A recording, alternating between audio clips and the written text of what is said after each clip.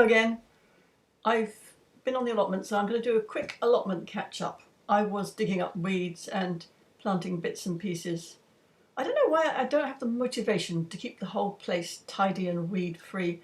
It's only when I get something and I have to plant it that it gives me the motivation to dig up the space and prepare it. So I do it piecemeal and it never ever looks completely wonderful. But I do get things grown, so that's the main thing, I guess. And while I was digging, there's a huge amount of bindweed coming up everywhere on the allotment, and some mare's tails and, nasty perennial things that are really difficult to get rid of. You have to get them up by the roots, and then you always miss one and they come back next year. And I reckon the reason why it's proliferating so much, all this unpleasant stuff, is that I've been trying to do the no-dig method, but I haven't been doing it thoroughly enough. So you have to clear your plot and you have to keep it covered. You have to keep putting in new mulch and smother everything so it doesn't get a chance to grow. And I just haven't been doing that enough, I guess. That's one of the disadvantages of not digging, is that you don't dig out the roots, and so they come back with a vengeance the next year. And the thing about the bindweed, it kind of whirls and swirls, and every time I'm pulling up these nasty little shoots, it makes me think of Gerard Manley Hopkins' poem, which I studied for English A-level. Is it called Spring? Nothing is so beautiful as spring, when weeds in wheels shoot long and lovely and lush. So I got to thinking about this as I was pulling up the long, lovely, lush weeds, and it always puzzled me, that poem, because he talks about all the juice and the joy, and it's mind's Mayday in girl and boy.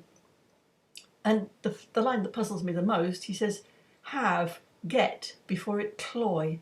And I always wondered, how would you have and get youth? How would you grab it from the girl and boy that were enjoying the Mayday of the mind? And I just wondered, maybe if he was a child molester in disguise, that's what he meant by it. But maybe he didn't. But, you get to be suspicious of these things, don't you? Anyway, let me show you the plot. So here are the joster berries, looking very lively, and you can see underneath them how the weeds are growing and spreading onto the potato plot.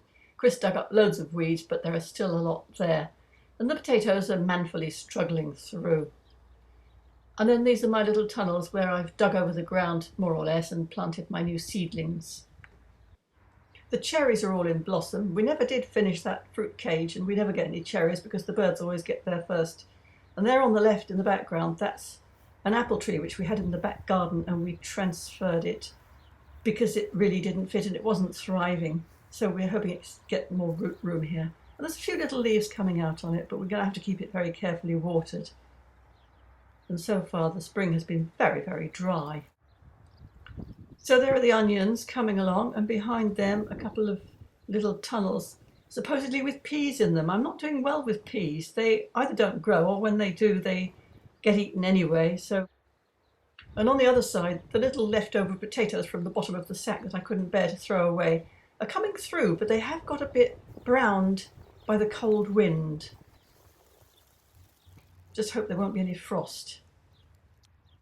The purple sprouting broccoli is romping away and just about to burst into flower. I'm using the polytunnel frame as a support for my bean canes, and I'm going to get 3 rows in there. I just planted some runner beans.